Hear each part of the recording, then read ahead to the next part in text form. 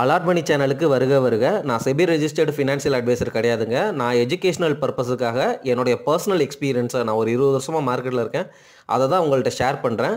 நீங்கள் எந்த முடிவு எடுக்கிறதா இருந்தாலும் உங்கள் நிதி ஆலோசகரை அணுகி அதுக்கப்புறம் பணத்தை போடுறதை பற்றி முடிவு பண்ணுங்கள். நன்றி. அலார்ட் சேனலுக்கு வருக வருக. இந்த சேனலுக்கு இன்னும் நீங்கள் சப்ஸ்கிரைப் பண்ணலைன்னா தயவு செஞ்சு சப்ஸ்கிரைப் பண்ணிக்கோங்க. பெல் பட்டனையும் கிளிக் பண்ணிக்கோங்க.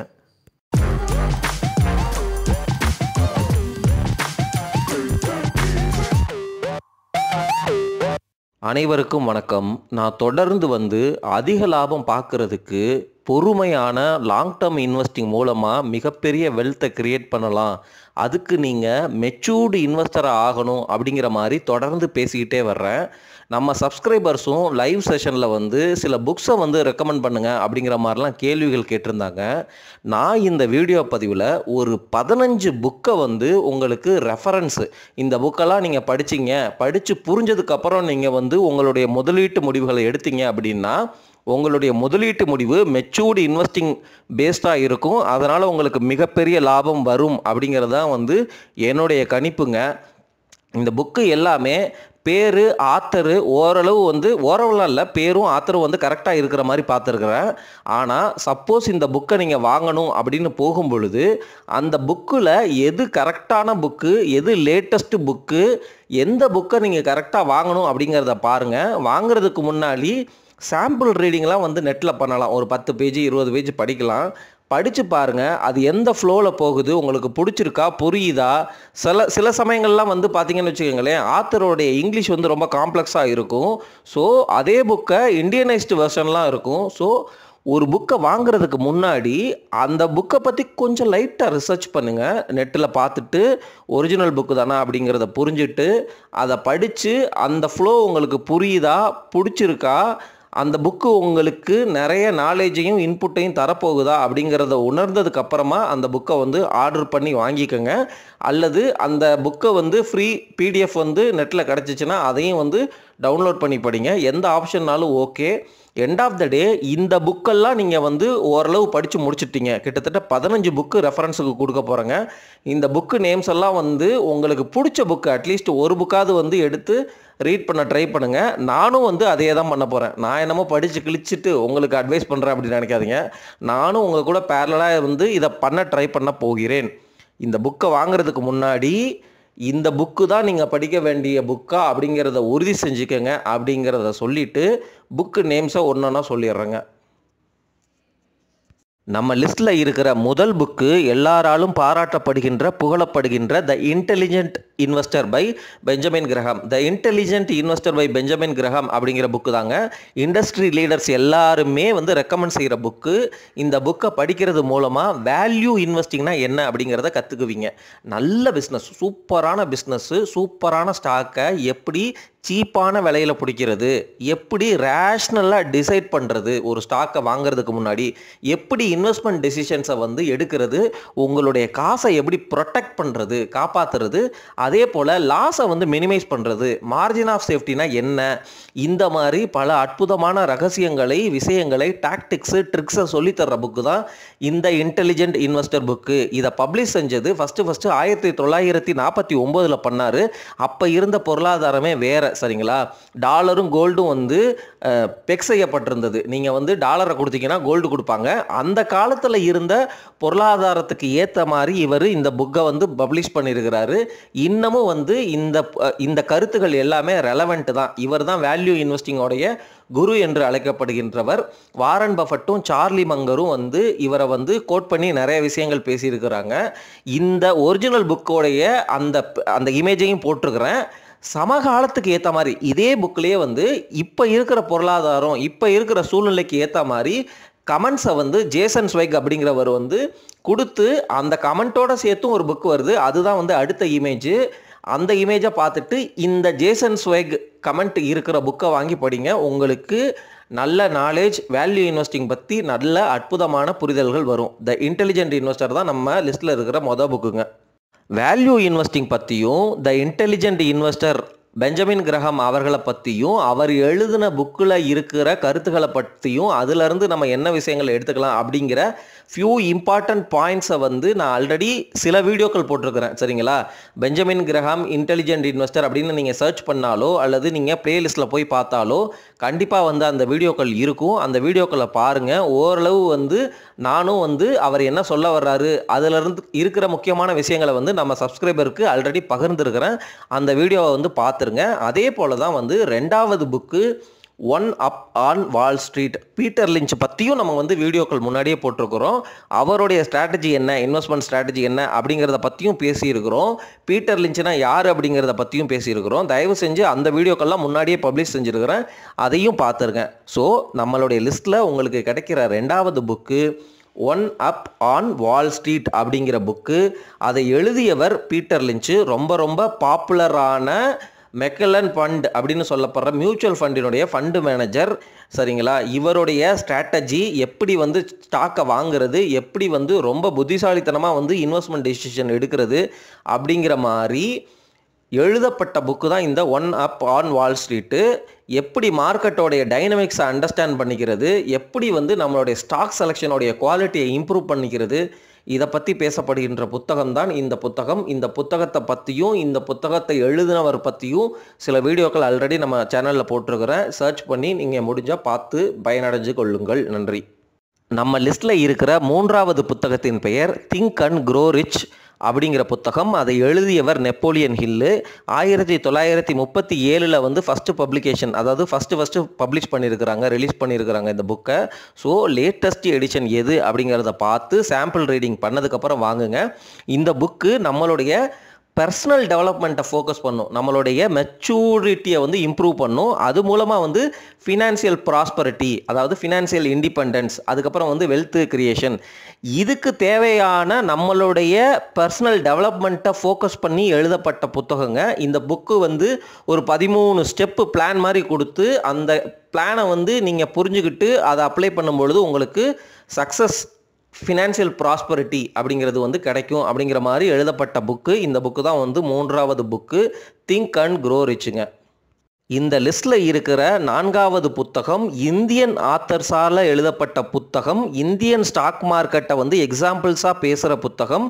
இந்த புத்தகத்தின் பெயர் coffee can investing the low risk road to stupendous wealth by, எழுதினவங்க யார் அப்படின்னா பிரணாப் உனியன், ரக்ஷித் ரஞ்சன் அண்ட் சௌரவ் முகர்ஜி. இந்த புக்கு வந்து லாங் டேர்ம் இன்வெஸ்ட்மெண்ட் அப்ரோச்சை பற்றியும் லோ ரிஸ்க் வந்து எப்படி எடுக்கிறது இன்வெஸ்ட்மெண்ட் டெசிஷன் எடுக்கும் பொழுது அப்படிங்கிறத பற்றியும் நிறைய எக்ஸாம்பிள்ஸ் வந்து நம்ம இந்தியன் ஸ்டாக் மார்க்கெட்டில் இருந்து தரப்பட்ட இந்த புத்தகத்தை நீங்கள் வந்து வாங்கி படிப்பதன் மூலம் இவங்களுடைய ப்ராக்டிக்கல் இன்சைட்ஸை சரிங்களா, ஒரு சேஃபாக வந்து எப்படி வெல்த் கிரியேட் பண்ணுறது அப்படிங்கிற அந்த கான்செப்டை வந்து நீங்கள் கற்றுக்கலாங்க. இதுதான் வந்து 4வது புத்தகம், coffee can investing the low risk road to stupendous wealth அப்படிங்கிற புத்தகம்.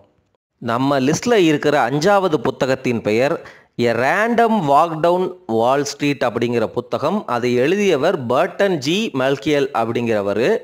இந்த புத்தகத்துக்கு பாருங்கள் 12வது எடிஷன் வரைக்கும் ரிலீஸ் பண்ணியிருக்கிறாங்க. அதுக்கப்புறம் 13வது எடிஷன் 14வது எடிஷன் இருக்கான்னு செக் பண்ணிக்கோங்க.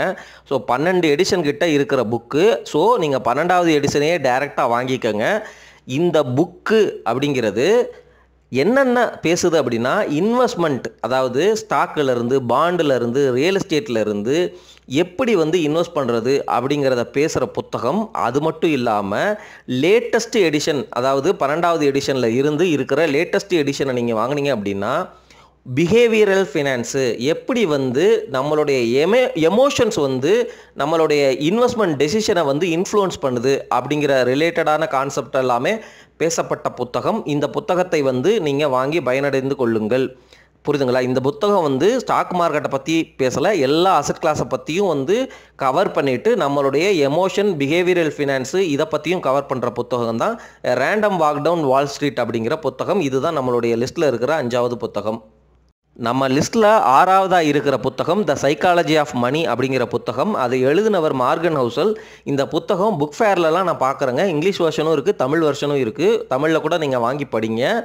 இந்த புத்தகம் யாருக்கு அப்படின்னா ஃபினான்ஸோடைய பேசிக் தெரியாதவங்களுக்கு அந்த ஃபினான்ஸினுடைய பேசிக்கை புரிய வைக்கிற புத்தகம்.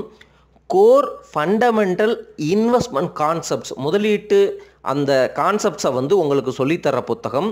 சக்ஸஸ்ஃபுல்லாக இருக்கிற இன்வெஸ்டர்ஸோடைய மைண்ட் செட்டை உங்களுக்கு புரிய வைக்கிற புத்தகம் தான் இந்த புத்தகம். இந்த புத்தகத்தின் பெயர் the psychology of money by Morgan Housel, 6வது புத்தகம். சரிங்களா? நம்ம லிஸ்ட்டில் இருக்கிற 7வது புத்தகத்தின் பெயர் த வாரன் பஃபட் வே அப்படிங்கிற புத்தகம். அதை எழுதினவர் ராபர்ட் ஜி ஹாக்ஸ்ட்ராம். சரிங்களா? வாரன் பஃபட் எவ்வளோ பெரிய இன்வெஸ்டர், எவ்வளவு பாப்புலரான இன்வெஸ்டர். ஸோ இந்த புத்தகம் வந்து வாரன் பஃபட் அவர்கள் என்ன மாதிரி லாங் டேர்ம் இன்வெஸ்ட்மெண்ட் ஸ்ட்ராட்டஜிஸை வந்து அடாப்ட் பண்ணியிருக்கிறாரு அப்படிங்கிறத ரிவீல் பண்ணுற புத்தகம் தான் வந்து இந்த புத்தகம். இந்த புத்தகம் வந்து வாரன் பஃபட் அவர்களுடைய இன்சைட்ஸு, அவருடைய பிரின்சிபல்ஸு, அவர் வந்து ஒரு காமன் கொஸ்டின், அதாவது எப்படின்னா இன்வெஸ்டர்ஸ் வந்து எப்படி வந்து ஃபியரை வந்து எதிர்கொள்ளணும், அது ரிலேட்டடாக அவங்களுடைய எமோஷனை எப்படி மேனேஜ் பண்ணுறது வேல்யூ இன்வெஸ்டிங்கில் அப்படின்னு பேசப்படுற புத்தகம் தான் வந்து இந்த வாரன் பஃபட் வே அப்படிங்கிற புத்தகம். பேசிக்காக வந்து ராபர்ட் ஜி ஹாக்ஸ்ட்ராம் வந்து வாரன் பஃபட்டினுடைய இன்வெஸ்ட்மெண்ட் ஸ்டைலு, அவருடைய பிரின்சிபல்ஸு, அவருடைய சக்ஸஸ் மந்த்ராஸ், அவருடைய ஸ்ட்ராட்டஜிஸை உங்ககிட்ட ஷேர் பண்ணுறாருங்க இந்த புத்தகம், தி வாரன் பஃபட் வேங்கிற புத்தகம். நம்ம லிஸ்ட்டில் இருக்கிற 8வது புத்தகத்தின் பெயர் காமன் ஸ்டாக்ஸ் அண்ட் அன்காமன் ப்ராஃபிட்ஸுங்க. இதை எழுதினவர் ஃபிலிப் ஃபிஷர். இவரை ஃபிலிப் ஃபிஷர்னு தான் வந்து மார்க்கெட்டில் எல்லாரும் வந்து ரெஃபர் பண்ணுவாங்க. இவருடைய ஃபுல் நேம் வந்து ஃபிலிப் ஆர்த்தர் ஃபிஷர். சரிங்களா? இந்த புக்கு வந்து க்ரோத் இன்வெஸ்டிங் பற்றி பேசுது. அதுவும் வந்து ப்ளூ சிப் ஸ்டாக்ஸில் வந்து க்ரோத் இன்வெஸ்டிங் பற்றி பேசுது. ஹை க்ரோத் இன்வெஸ்ட்மெண்ட் வேணும் அப்படின்னு நினைக்கிறவங்க இந்த புக்கை வந்து படிக்கிறது மூலமாக நிறைய இன்வெஸ்ட்மெண்ட் ரிலேட்டடான கான்செப்ட்ஸை வந்து புரிஞ்சு கொள்ளலாம். Common stocks and uncommon profits by Philip Arthur ஃபிஷருங்கிற புத்தகம். நம்ம லிஸ்ட்டில் இருக்கிற 9வது புத்தகத்தின் பெயர் ஃபூல்டு பை ரேண்டம்னஸ் அப்படிங்கிற புத்தகம்.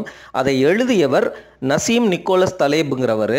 அவர் என்ன சொல்கிறாரு அப்படின்னா, எப்படி வந்து லக்கு, நம்ம எடுக்கிற ரிஸ்க்கு, ஒரு அன்சர்டனிட்டி, அதுக்கப்புறம் வந்து ஹியூமனோடைய எரர் அல்லது மிஸ்டேக் வந்து இன்வெஸ்ட்மெண்ட் டெசிஷனில் எப்படி இன்ஃப்ளூயன்ஸ் பண்ணுது. ஒரு ஸ்டாக்கை அல்லது ஒரு பிஸ்னஸில் இன்வெஸ்ட் பண்ணும் பொழுது இந்த விஷயங்கள்லாம் luck, uncertainty, risk, human error எல்லாம் எப்படி வந்து ப்ளே அவுட் ஆகுது அப்படிங்கிறத பேசுகிற புத்தகம். இந்த புத்தகம் வந்து ஒரு ரேண்டம்னஸ் பற்றிய, கண்ணா பின்னான்னு நடக்கிற அந்த ரேண்டம்னஸ் பற்றிய ஒரு கிரிட்டிக்கல் பெர்ஸ்பெக்டிவை நம்மக்கிட்ட ஷேர் பண்ணுற புத்தகம். ஃபினான்ஷியல் மார்க்கெட்டில் என்ன மாதிரி வந்து இதெல்லாம் ப்ளே அவுட் ஆகுன்னு பேசுகிற புத்தகம் தான் வந்து ஃபூல்டு பை ரேண்டம்னஸ் அப்படிங்கிற புத்தகங்க. நம்ம லிஸ்ட்டில் இருக்கிற 10வது புத்தகத்தின் பெயர் ரிச் டேட் புவர் டேட் அப்படிங்கிற புத்தகம். அதை எழுதினவர் ராபர்ட் கியோசகி. இந்த புத்தகம் ரொம்ப பாப்புலரான புத்தகம். எங்கே போனாலும் இந்த புத்தகத்தை வந்து வச்சுருப்பாங்க நம்ம இந்தியாவில். நீங்கள் பார்த்துட்டு இருப்பீங்கன்னு நம்புகிறேன். இந்த புத்தகம் வந்து என்ன சொல்லுதுன்னா, மைண்ட் செட்டு, என்ன மைண்ட் செட்டு, மணிக்காக வேலை பார்க்குறவங்க, மணியை நமக்காக வேலை பார்க்க வைக்கிறவங்க. ஸோ இவங்களுக்கு உள்ள மைண்ட் செட்டை பற்றி பேசுது. எப்படி வந்து ஒரு ஸ்ட்ராட்டஜிக்காக அசட் அலோகேஷன் பண்ணுறது, அது மூலமாக வந்து வெல்த்தை வந்து எப்படி பில்டு பண்ணுறது, எப்படி வந்து ஃபினான்ஷியல் இண்டிபெண்டன்ஸை அச்சீவ் பண்ணுறது அப்படிங்கிற ரிலேட்டடான வேல்யூபிள் இன்சைட்ஸை நம்மக்கிட்ட ஷேர் பண்ணுற புத்தகம் தான் ரிச் டேட் புவர் டேட் அப்படிங்கிற புத்தகங்க. நம்மளுடைய லிஸ்ட்டில் இருக்கிற 11வது புத்தகத்தின் பெயர் the richest man in Babylon அப்படிங்கிற புத்தகம். இதை வந்து ஜார்ஜ் எஸ் கிளாசன் அவருடைய எடிஷன் தான் வந்து சரியான புத்தகமாக இருக்கும்னு நான் நினைக்கிறேன். ரிசர்ச் பண்ண வரைக்கும் அந்த புத்தகம் தான் வந்து கரெக்டான புத்தகம் நான் நினைக்கிறேன். பட் இருந்தாலும் நான் முன்னாடியே சொன்ன மாதிரி நீங்கள் ஒரு தடவை குட்டியாக ரிசர்ச் பண்ணிவிட்டு அந்த சரியான புத்தகத்தை வாங்கி கொள்ளவும், லைட்டாக படித்து பார்த்துட்டு உங்களுக்கு புரிகிற மாதிரி இருக்குது, இதுதான் வந்து உங்களுக்கு உங்களுடைய நாலேஜை வந்து ஞானத்தை வந்து பெருக்கிற மாதிரி நீங்கள் உணர்ந்தீங்க அப்படின்னா அப்புறம் வாங்கி படிங்க. இந்த புத்தகம் வந்து ஒருவேளை நான் சரியாக சொல்லலை, இந்த புத்தகத்தில் ஏதாவது மிஸ்டேக்ஸ் இருக்குன்னா கமெண்ட்டில் சொல்லுங்கள், நானும் வந்து கரெக்ட் செஞ்சுக்கிறேங்க நண்பர்களே. சரி, இந்த புத்தகம் வந்து நமக்கு என்னத்தை சொல்லித்தருது அப்படின்னு கேட்டிங்க அப்படின்னா, எசென்சியல், அதாவது முக்கியமான பிரின்சிபல்ஸ், எதுக்கு வெல்த்தை வந்து எப்படி அக்குமுலேட் பண்ணுறது, எப்படி வந்து நம்மளுடைய பர்சனல் ஃபினான்ஸில் வந்து காசை சேவ் பண்ணுறது, அதை வந்து எப்படி இன்வெஸ்ட் பண்ணுறது, கடனை எப்படி தவிர்க்கிறது, இந்த மாதிரி விஷயங்களை உவமைகள் மூலமாகவும் சிறு கதைகள் மூலமாகவும் ஃபினான்சியல் விஸ்டத்தை வந்து ப்ராக்டிக்கலாக நமக்கு சொல்லித்தர்ற புத்தகம் தான் the richest man in Babylon அப்படிங்கிற புத்தகம்ங்க. நம்மளுடைய லிஸ்ட்டில் இருக்கிற 12வது புத்தகத்தின் பெயர் தி அல்கெமி ஆஃப் ஃபினான்ஸ் அப்படிங்கிற புத்தகம். அதை எழுதினவர் ஜார்ஜ் சோரோஸ். இந்த புத்தகம் வந்து நமக்கு எப்படி ஒரு ஃபினான்சியல் மார்க்கெட்ஸில் அதனுடைய டைனமிக்ஸை எப்படி புரிஞ்சுக்கிறது, அதில் எப்படி பயணிக்கிறது அப்படிங்கிற விஷயத்த தியரிட்டிக்கலாகவும் ப்ராக்டிக்கல் ரியல் வேர்ல்டு எக்ஸாம்பிள்ஸ் மூலமாகவும் எடுத்துக்காட்டுகளை சொல்லி நம்மளுக்கு புரிய வைக்க ட்ரை பண்ணுற புத்தகம் தான் இந்த அல்கெமி ஆஃப் ஃபினான்ஸ் அப்படிங்கிற புத்தகம். மார்க்கெட்டினுடைய டைனமிக்ஸை வந்து ஜார்ஜ் சாரோஸ் இந்த புத்தகத்தில் வந்து நமக்கு சொல்லித்தர்றாரு. இது தாட் ப்ரோவோக்கிங்காக இருக்கும் மார்க்கெட் டைனமிக்ஸ் பற்றி அப்படின்னு வந்து எல்லாரும் சொல்கிறாங்க. ஸோ இந்த புத்தகத்தை வந்து படிக்கணும்னு ஆசைப்பட்டால் படித்து கொள்ளுங்கள். தி அல்கெமி ஆஃப் ஃபினான்ஸ் அப்படிங்கிற புத்தகம். நம்ம லிஸ்ட்டில் இருக்கிற 13வது புத்தகத்தின் பெயர் செக்யூரிட்டி அனாலிசிஸ் அப்படிங்கிற புத்தகம்.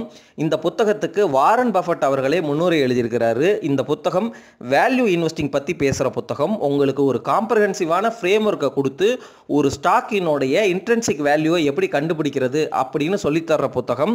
இந்த இன்ட்ரென்சிக் வேல்யூவை பேஸ் பண்ணி நம்மளுடைய முதலீட்டு முடிவுகளை எடுக்கலாம். அந்த மாதிரி புத்தகங்க. இந்த புத்தகத்தினுடைய லேட்டஸ்ட் எடிஷன் வந்து நான் இந்த இமேஜில் காட்டியிருக்கிற இந்த புத்தகம் தான் நினைக்கிறேன். இது வந்து நியூ கமெண்ட்ரி ஃப்ரம் சேத் ஏ கிளார்மன், அதுக்கப்புறம் வந்து ஜேம்ஸ் கிராண்ட் அண்ட் ப்ரூஸ் கிரீன்வால்ட் மற்றவங்களும் வந்து கமெண்ட் கொடுத்துருக்குறாங்க. ஸோ இந்த இமேஜை பார்த்து இதுதான் சரியான புத்தகமானு செக் பண்ணிவிட்டு வாங்கிக்கங்க.